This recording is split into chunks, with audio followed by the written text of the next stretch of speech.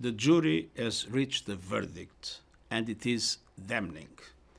This report of the Intergovernmental Panel on Climate Change is a litany of broken climate promises.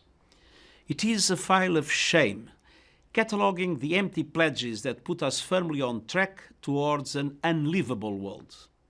We are on a fast track to climate disaster. Major cities underwater, unprecedented heat waves, terrifying storms, widespread water shortages, the extinction of 1 million species of plants and animals. And this is not fiction or exaggeration. It is what science tells us will result from our current energy policies. We are on a pathway to global warming of more than double the 1.5-degree limit agreed in Paris. Some government and business leaders are saying one thing but doing another. Simply put, they are lying. And the results will be catastrophic.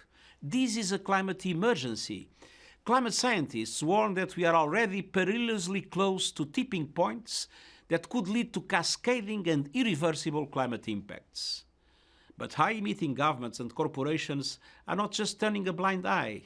They are adding fuel to the flames.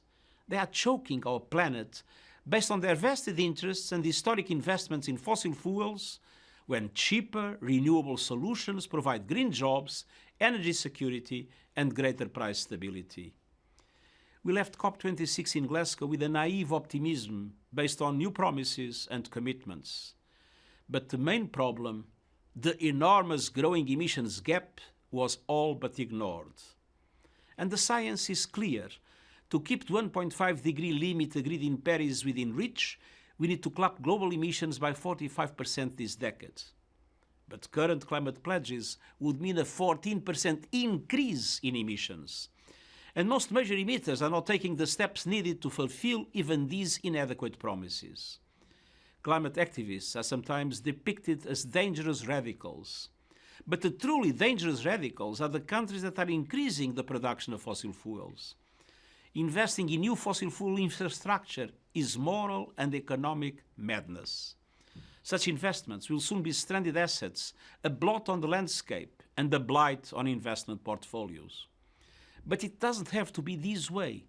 Today's report is focused on mitigation, cutting emissions. It sets out viable, financially sound options in every sector that can keep the possibility of limiting warming to 1.5 degrees alive. First and foremost, we must triple the speed of the shift to renewable energy. And that means moving investments and subsidies from fossil fuels to renewables now. In most cases, renewables are already far cheaper. It means governments ending the funding of coal, not just abroad, but at home. And it means climate coalitions made up of developed countries, multilateral development banks, private financial institutions, and corporations with adequate technologies supporting major emerging economies in making this shift. It means protecting forests and ecosystems as powerful climate solutions. It means rapid progress in reducing methane emissions. And it means implementing the pledges made in Paris and Glasgow. Leaders must lead. But all of us can do our part. We owe a debt to young people, civil society, and indigenous communities for sounding the alarm and holding leaders accountable. We need to build on their work to create a grassroots movement that cannot be ignored. If you live in a big city, a rural area, or a small island state, if you invest in the stock market, if you care about justice and our children's future, I am appealing directly to you.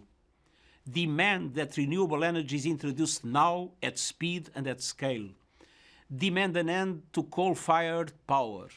Demand an end to all fossil fuel subsidies.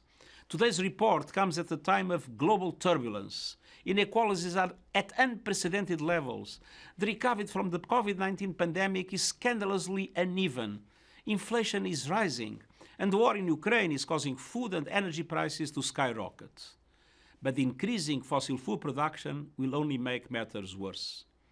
Choices made by countries now will make or break the commitment to 1.5 degrees. A shift to renewables will mend our broken global energy mix and offer hope to millions of people suffering climate impacts today. Climate promises and plans must be turned into reality and action now. It's time to stop burning our planet and start investing in the abundant renewable energy all around us.